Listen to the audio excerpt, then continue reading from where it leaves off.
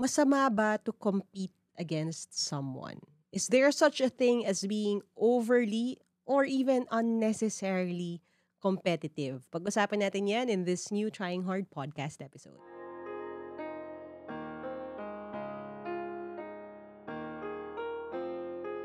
Happy New Year! Yay! Hi, Happy guys! New Year! We're back. I'm back. Kasi meron na siyang solo I was episode. Back. But, first, Hello.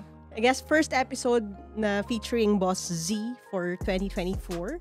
Yes. And we will start in a, high note, low note, good Ewan note? ko, depende sa letter sender nating try hard. Okay. Ikaw na makakapagsabi, okay, simulan na natin to. Let's go. Pangalanan daw natin siyang Virgo Girl. Hello po, bagong tagapakinig niyo po ako and gusto ko rin po sanang humingi sa inyo ng advice sa kung paano ko po ba maiiwasan ang pagiging competitive ko. Minsan po kasi umaabot na sa point na natatakot akong malamangan. Ayoko po sa attitude ko na to kasi hindi po ito maganda at alam ko rin pong makakasama ito sa akin. Masyado ko po minsang pinipressure yung sarili ko na dapat lagi akong number 1 kasi po natatakot ako na hindi ko na ma-meet yung expectation sa akin. Sinusubukan ko rin naman po na iwasan at baguhin ang ganitong trait ko pero parang anino ko na po siya na kahit saan ako mapunta, hindi ko siya pwedeng iwasan. Natatakot po ako na baka lumala pa ito at baka hindi ko na makontrol ang sarili ko at mawala ako sa kung sino talaga ako. Wow. So, advice kung paano niya may iwasan ang pagiging competitive niya. Bakit? Joke lang. Ayan. Coach. Well, let's start off by saying na thank you for your honesty, no? And welcome to the team kasi bago siya. Welcome to the Try Hard. Welcome to the Try Hard community. Yeah. This is where we try hard. Pero, ayan, magandang pag-usapan, no? At magandang binuksan mo tong topic na to. Kasi kailangan natin talaga i-differentiate yung pagiging try hard, as in yung wanting to do more, be more, and try things, new or old, doon sa pagiging competitive. So, ano nga ba yung pinagkaiba niya? Sa akin, ang pinakamalaking pagkakaiba niyan is sino yung parang kumaga benchmark, kanino mo binabatay yung if you're doing well or not. Yes. 'Di ba? Yun yung pinakamalaking factor when you're competitive versus you're self-driven or you're motivated or you're a try-hard. Kasi the idea of us being try-hards is I will hold myself accountable to my choices. I will make informed choices about my life. I will do my best to keep trying. Yun yung pinaka-mantra natin, di ba? Dream big, work hard, start now, and don't let anyone who calls you try hard keep you from trying hard. Yun yung pinaka-war cry natin eh. Nagiging competitive tayo once na ang measure of success natin is based on external na factor na. And sadly, on another person. Totoo. Ang ganda nung sinabi mo na yung nagde-define muna tayo ng terms dito. Kasi when I read a letter, parang ang ganda kasi alam ko na maraming try-hards na competitive din. Oo, ate, coach, competitive kasi talaga ako eh. Pero masama ba yun? Oo, yun pa yung next point natin, which is, pero masama ba maging competitive? Now, ako, as a person, ano ba, I've gone through chapters in life when it comes to competition and being competitive. Lalo na, syempre nga, against others, which is our definition tonight ng pagiging competitive. I was thinking about it the other day kasi when I was in college, well, sa Messiah College na to, no? When I was taking up psychology, I had parang friend group na ang running joke namin ay kami ang mga overkill group kami. Ano ibig sabihin nun? If, say, a professor would say, oh, gawa kayo may report. Bibigyan kami yung 15 minutes for a report. Siyempre, hindi naman kailangan ng slides sa 15 minutes na report. Kasi quick sum up lang ng mga thoughts namin, may integration lang. Walang expectation na may PowerPoint kayo, walang anything. Pero dahil overkill kami, ito yung kami nila Ate Kichi, kami nila Didi, ay hindi, meron kaming PowerPoint presentation. Yung mga points namin may mnemonic device. May mga slides kami, may mga intro kami. As in, kakaririn talaga namin. Overkill group ang tawag namin sa isa't isa. Cut ko lang ng kaunti. Context. Yung 15 minutes na presentation, back in something year. Oo. Ano yon? Medyo big deal siya nung panahon ni Coach Laika. Kasi baka may mga younger listeners kasi normal na sa inyo yun na tryhards na 15 minutes may Canva. presentation. Pero nung time namin hindi kasi Mahirap. mabagal pa ang technology noon at saka Yes. wala pang wifi na mabilis sa school. Projector. Tsaka yung projector, kukunin pa namin sa stock room, hihiramin pa namin, isa-set up pa namin yun. So, imagine nyo if a-factor in mo yun dun sa 15 minutes na yun. Although, ngayon actually, 15 minutes, ano pa rin eh. Kaya na. Kaya, pero maikli pa rin yun. I mean, for that. Kasi synthesis, di ba, mag-usap kayo sa group, ano yung thoughts ninyo. Yun lang yung 15 minutes dapat, yung group work, yung mag-uusap lang kayo. Pero kami hindi. Gagawa namin ng presentation yung synthesis namin. Meron kaming intro, meron kaming hand-off ng presentation. Itong part na to, sige ito magdi-discuss, ito siya magdi-discuss. As in, ginagawa namin siyang parang pitch. Ganong level. So, overkill group kami. Ganon ako nung college. Pero the one thing na I'm proud of, lalo na nung mga panahon na yun, is I was competitive not against the people in my class. Mm-hmm. It really was just, competitive kami in a way na gusto namin maging better than who we were before. Yes. Or yung ito yung expectation, gusto ko i-exceed tong expectation na to. Again, wala expectation ng slides yung prof, gagawa ko ng slides. Pero hindi siya yung iba kong classmate, wala silang slides. So ako gagawa ko ng slides. Hindi siya ganun. So, ang sinasabi ko dito would be, ang pagiging competitive, pwede rin naman talaga na maging competitive ka in a way, pero sana hindi against a specific person or a specific group of people. Kasi, ang nangyayari doon, two things. Number one, it's either papasok na yung inggit. And we've seen this happen so many times. I've sadly seen this happen so many times. Nakwento ko na dito yung meron akong friend before na sabi niya sa akin, I'm sorry I can't be your friend. Kasi kahit anong gawin ko, mas mataas yung grades mo kaysa sa akin. Mukha namang hindi ka nag-aaral. Sabi niya sa akin, so I can't be friends with you. So yun, papasok na dun yung inggit. Pag meron kang kanang level ng kaya nga may episode ka on inggit eh. Oh yeah, may episode din tayo on that. So yun yung isang factor doon. The other thing is this, and sometimes, yung mga people who are overly competitive, hindi nila ito naiisip. Pero think about it this way. If you are competing against a person, that person kind of becomes parang the ceiling din of what you could perform. Yes. Bakit? Kasi kung kunyari, naglalaban kami ni Boss Z, ha? Kunyari, kahit karera na lang, di ba, takbuhan kami. Ang goal ko, dahil competitive ako, ay manalo ko sa kanya. Yeah. Di ba? Mauna ako sa kanya. Ang goal ko, sa utak ko, yun lang. So, kunyari, tumatakbo siya, hindi naman siya sobrang bilis, pero nauuna ako sa kanya, ay okay na ako. Kasi nauuna na ako eh. Competitive ako, talo ko na siya. Dahil siya yung aking marker ng success. Oo, so parang ano siya eh, yung kung competitive ka dun sa isang tao or sa group of people, sila yung may power over you. Yes, hindi malalayo rin yung progress mo dun sa kanya. Kasi siya yung tinitingnan mo eh, nililingon mo siya lagi. 'Di ba? Versus yung tumatakbo ka lang, trying to beat your own time, trying to be the very best you could be. Tapos hindi mo siya tinitingnan. Tapos pag nagkarera kayo, baka kahit 'di ba, kahit na nahuhuli ka o nauuna ka man, yung pace mo ay mabilis pa rin dun sa abot ng makakaya mo. Ibibigay mo pa rin lahat kasi hindi ka lumilingon sa ay nalaman ko na ba siya, okay na ba ako. Yun ang nangyayari, nagiging kampante din tayo minsan if we're competing against someone. Totoo yun. Pero yung sa letter sender natin, yung sinabi niya na yung doon na tayo papasok sa ayaw niya nang nalalamangan siya.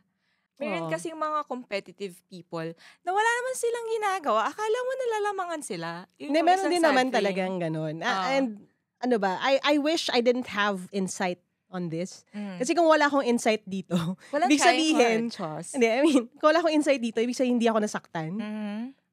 Or hindi ako burned by this idea. Pero dahil kaya ang hirap for me to express kasi lagi akong in a way biktima ng mga people who are competitive towards me. Yeah, I know. That I did not ask for. But siguro with some time and with my current position, situation ko sa life, the one thing I would say, and I would say this with confidence, is this.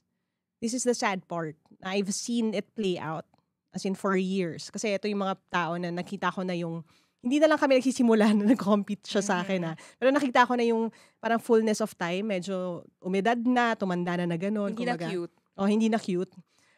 I've seen like some people and a certain person, I have someone in mind right now, which I think nasa isip mo rin. I've seen this person become like I would say one of probably the worst version of themselves. because of that unnecessary competition. Yeah. And I've had to like call them out on bad behavior. They've done desperate things, they've done hurtful things, not just to me, kasi nga nakikita niya ako as competition, so gusto niya akong i-hurt or gusto niya ako siraan at tinry niya to gawin multiple times. But I've also seen that backfire kasi the way that this person does it is siya yung nasisira. The more na ginagawa niya ito, the more na nagko-compete siya unnecessarily, the more na nasisira niya yung sarili niya dun sa process na yun. So, maybe gumaganda yung position niya sa ibang tao, pero kung ikaw yung main competition niya, ganun pa rin yung position niya, bumababa siya yung bumababa lalo. Ang sad part nito is this person, lalo na sa sitwasyon na to, I see na wala siya actually dahilan para hindi siya maging happy sa life. On paper, if you look at the situation, like, okay naman. Pero why are they so unhappy?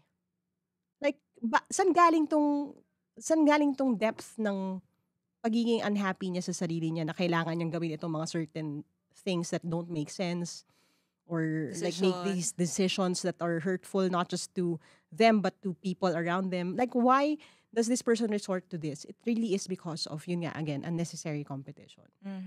Which is sad kasi alam niyo when you get out of the mind frame na okay, I'm competing against people, you would quickly realize that some of these people na could be your competition or could have been your competition, pareho pala kayo ng values, pwede pala kayong maging magkaibigan, pwede pala kayong team, pwede pala kayong magtulungan sana.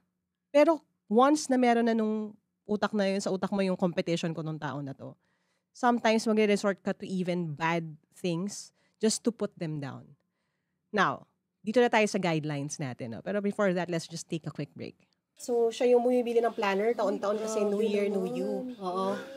Pero hindi niya naman sinusulatan. Kasi daw pangit yung sulat niya, sayang yung papel.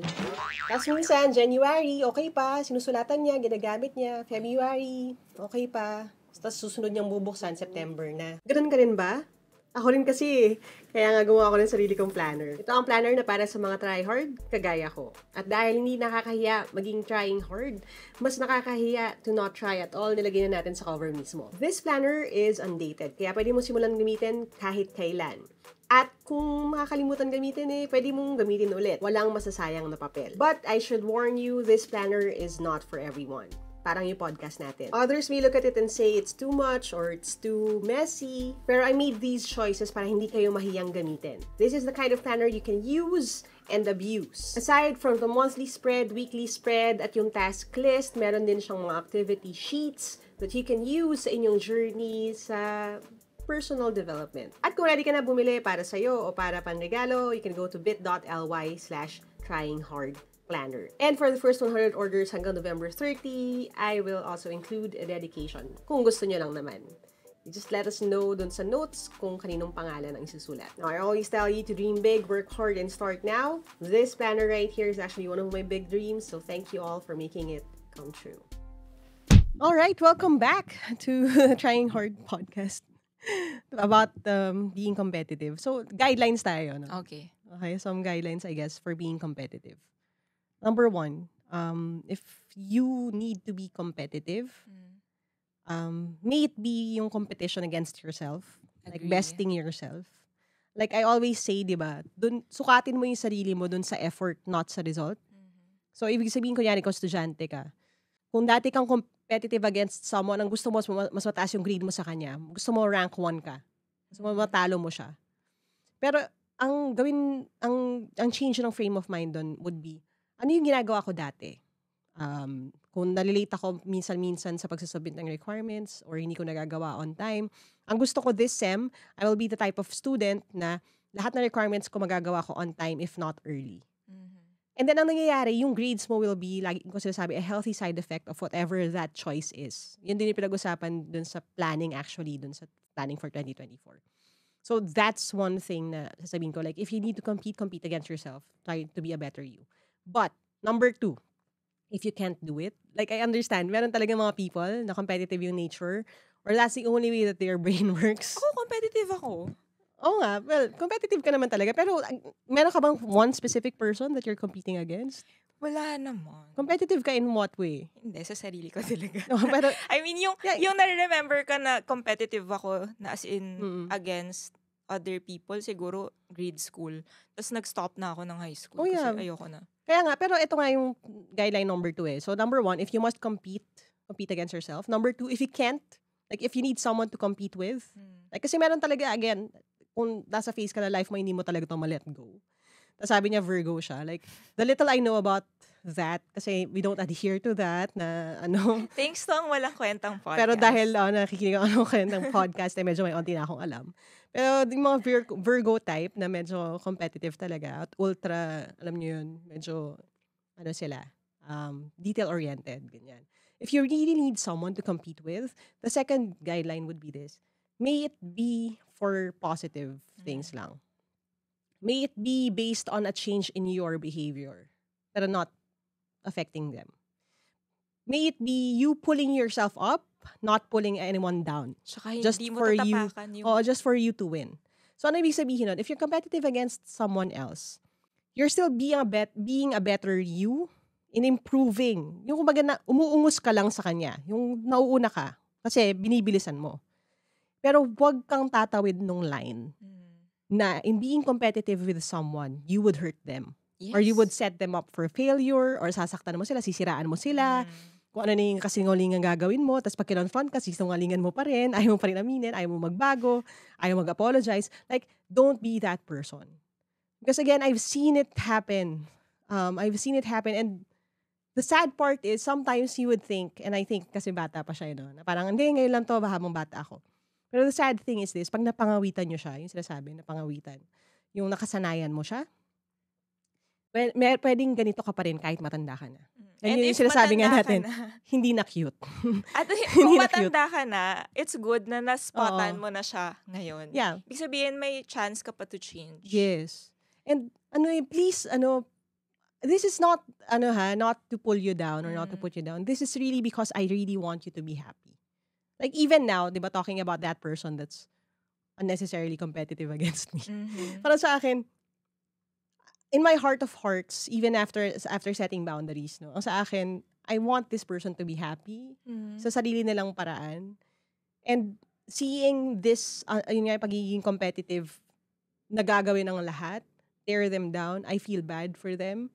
Kasi, gusto kong ma-experience ninyo yung kind of freedom, yung kind of joy. Hindi lang happiness the kind of joy na is brought on by, being on this quest. Sa journey sa life, na you're discovering kung ano yung para sa'yo, ano yung dapat mong ginagawa, ano yung improvement na kaya mong gawin. And then, dahil hindi ka lumilingon-lingon na, ano ba, kamusta na ba siya, ano ba nangyari sa kanya, nauuna ba ako sa kanya, ho. O kaya, yung hindi ka ganon. Tsaka sayang yung time. Ang pure lang nung masaya ka. Like, you're just proud of who you are, you're proud of who you're being, na wala kang iniisip na ganon. Kasi it takes a lot of mental energy, and it takes a toll on the person if you're always thinking like that. Alam mo, buti na lang talaga, mayroong Trying Hard podcast, tapos naisip mo siya. Kasi yan yung mga things na sana narinig na nung mga bata. Or kahit siguro yung younger self ko, sana narinig ko siya yung about competition, about yung unhappiness. Kasi alam ko marami rin sa listeners mo na, yung hindi na nila alam yung gagawin nila. Tapos, hindi sila makakuha ng pure advice. Well, sa bagay kasi nga may mga pagsasabi talaga. Lalo na nga ngayon sa era ng maraming motivational speaker, one of which is ako. Pero this is just my school of thought, ha. Pero I understand kasi some people would really motivate you using, say, negative language. Yeah. Parang, masama, mababa ang tingin nila sa'yo, patunayan mo sarili mo, yung mga ganong klase. Like, I know... Doon lang tayo sa bulatin mo sila. I know effective yun sa ibang tao, pero sa akin, hindi kasi talaga siya magandang way. Like, if you use that kind of thinking na parang laging based on other people. So, like, we acknowledge that reality, pero talaga, I want you to have that freedom to be on this quest nga, na ikaw din, mahanap mo yung corner mo in the sky. Parang gano'n yung place mo sa world na you're going to create yung maximum positive na impact that you could. Kasi pwede, guys. Kasi pwede. Si Laika hindi siya competitive at all. As in, siguro kung tanungin ko man yung Hindi mga galing sa akin yan, childhood friends niya na nami-meet ko again, yung high school, ganyan, hindi talaga siya competitive. So, I think yung speaking dun about dun sa mga posts na negative, alam ko marami kasi sa Facebook or sa TikTok na sasabihin nila, oh, napag-iiwanan ka na ba? Or ano ba yun? Ay, nako. Humahabol ka ba sa success nila? Yung bakit lagi na lang naka-benchmark Actually, dun meron sa pa ibang akong dyan tao. tungkol sa napag-iiwanan napag-usapan natin the other day. Kasi yan sa totoo lang, pag competitive ka, tapos nauuna ka, yung kasi nandun pa siya sa case na yun parang gusto ko lagi ako number one. Like, maybe you're in the stage in life na yung mga kasama mo, medyo kaya mo pa na lagi kang number one. Pero, let me just forewarn you that in the future, you may be in a room wherein hindi na ikaw yung laging number one. And ito naman ang mangyayari. Ito yung flip side. Yung parang feeling mo naman lagi ka na pag-iiwanan. And nakakalungkot kasi nga again, usually later years to Yes. Ako, competitive ako bakit gano'n? Nung high school ako, college ako, competitive ako. Tapos nung nasa work na, napag-iiwanan na ako ng mga batchmates ko. Buti pa sila, doktor na, abogado na, ganyan-ganyan. So, feeling mo napag-iiwanan ka. And, di ba, you remember when I told you this? Sinabi ko sa kanya to before. Sabi ko, yung mga napag-iiwanan, sabi ko, kung may sasabihin ako about that, it's this. Kapag feeling mo napag-iiwanan ka, baliktarin natin yung sitwasyon. Ibig sabihin, kung nararamdaman mo napag-iiwanan ka kasi may nauuna sa'yo, paano kung ikaw yung nauuna? Feeling mo rin ba yung mga nahuhuli sa'yo na pag-iiwanan sila? Feeling mo ba naiiwanan mo sila? Like, yun yung seed. Sa akin yun ang seed ng inggit, ng competitive na negative. Kapag ganun ka mag-isip, yun ang mangyayari. Saka, you will lord over other people. Ang liit-liit ng thinking mo kung meron ka pang ganun. Sa totoo lang. Yeah. Kasi, sa akin, yung sinasabi mo kanina na, okay, meron kang circles or meron mga aquarium dyan. Aquarium talaga. Aquarium na number 1 ka. Yung sa circle mo, number 1 ka. Pero alam nyo, ako, nandun ako sa level na, pag pumasok ako sa room, tas alam kong kulelat ako, masaya na ako. Kasi paano ako nakapasok doon? Well, that's another way of looking at it. Totoo rin yun. Di ba, many times na sa mga meeting, sa mga minamimit tayong mga tao, maraming times na nanliliit. Hindi naman nanliliit. Like, uy, grabe, nandun si ganito. Grabe mga bigatin yung mga kasama. Leaders, as in, nilulook up na people. Yeah. Tapos parang, grabe no, magkaroon lang sila ng kaunting time, ma-expose kami ng konti, ganyan. Masaya na kami doon. Parang never lalo sa'yo, never nagkaroon ng time. Even sa creators, like, alam mo yung followers ko, ganito karami. Hindi, sa totoo, I feel iffy about that. Like, whenever, and every now and then, nangyayari naman yun na parang, sige, how many subscribers do you have? How many followers do you have? Like, I understand, like, some people really measure success based on that. Pero sa akin talaga, like, hindi siya maganda. You're setting yourself up for failure.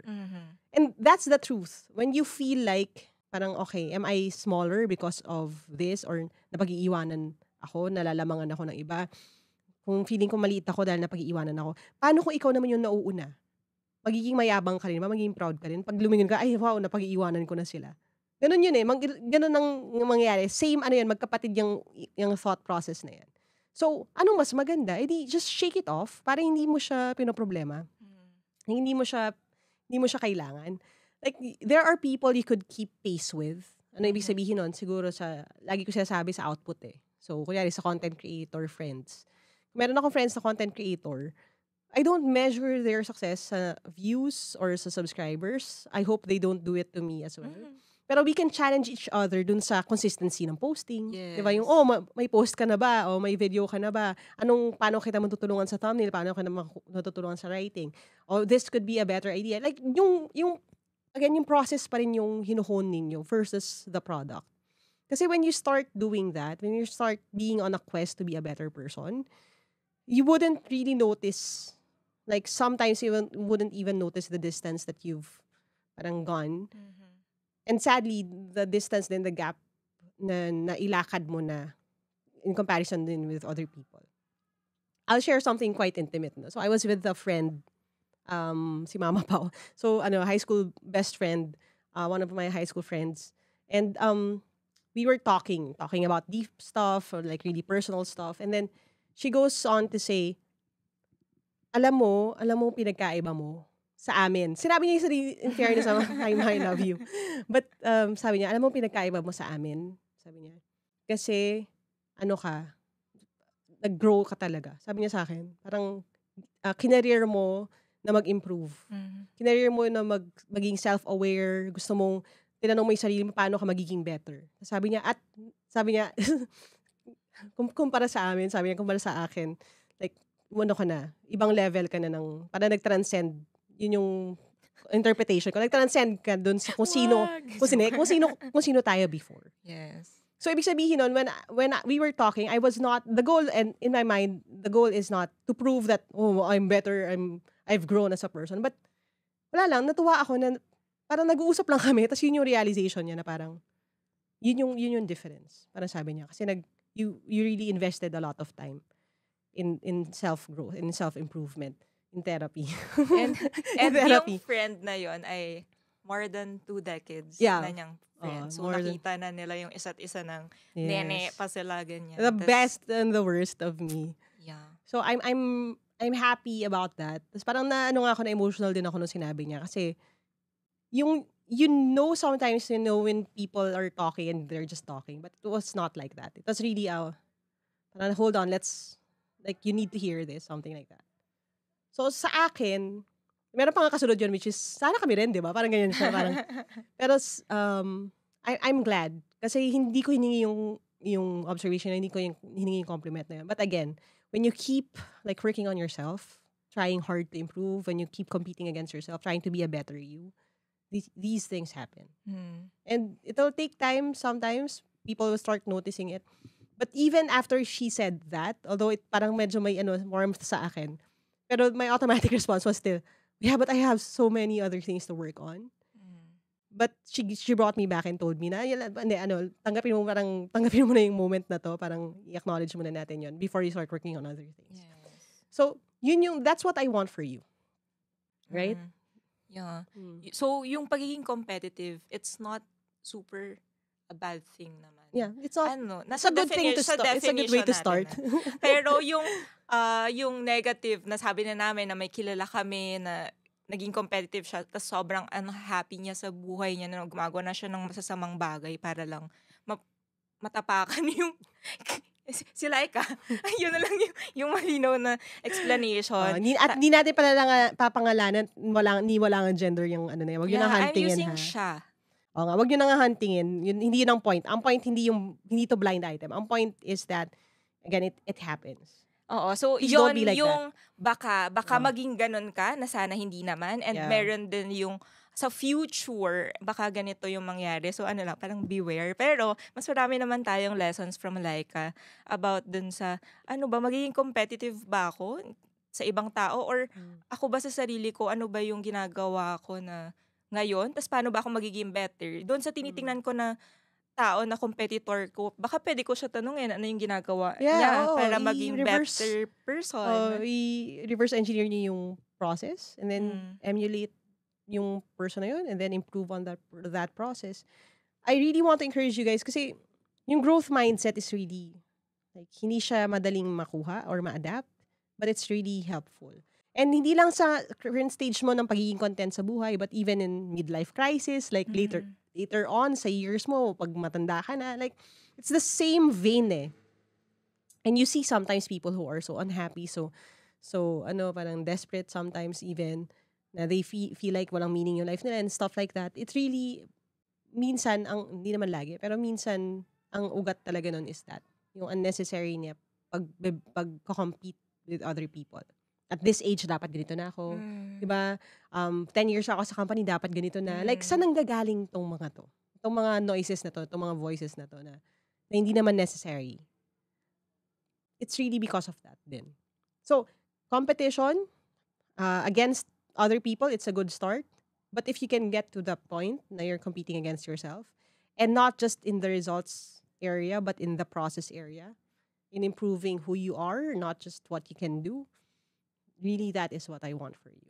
So, yeah, I hope that helps. Yun ang case natin against competition. O, sige, magpa-assignment tayo. I think meron kang episode. After na tong podcast episode na to, pakinggan mo yung Stop Comparing Yourself. At saka yung tamang inggit. Tamang inggit. Baka makatulong din sa iyong mini steps or kahit big step kung gusto mong simulan na agad. Yeah. But again, what you're doing, you're not hindi naman masama unless you're doing bad dun sa mga kinocompete mo rin. Pero maybe this is just a way to reframe your mind to again make better choices. At least aware na siya sa tendencies niya ngayon pa lang. Yun naman So, good job. again, everything starts with self-awareness. May episode din tayo dun on self-awareness. So, yan. Ang dami nating homework for this episode. Virgo girl, yes. I would love to, ito yung mga conversations na sana sa coffee shop nangyari. Pero maganda na rin nandito natin na pag-usapan. Kasi So, baka may mga tryhards na gusto Yes. magtanong, di lang nila ma-frame yung tanong nila. so thank you for that wonderful question. And more pa this 2024. If you have any other questions na gusto nyong isend, papayo at iba pa, you can send it over sa bit.ly/asklikeapod. ASKLYQAPOD. Nakalink din siya sa description naman ng ating podcast. Maraming salamat sa pakikinig, pag-share sa inyong mga friends.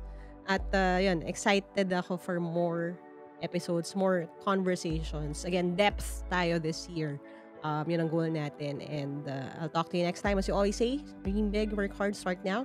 And don't let those who call you a try hard keep you from trying hard. Kaya niyo yan. We'll talk to you next time. Bye! Bye! Happy New Year!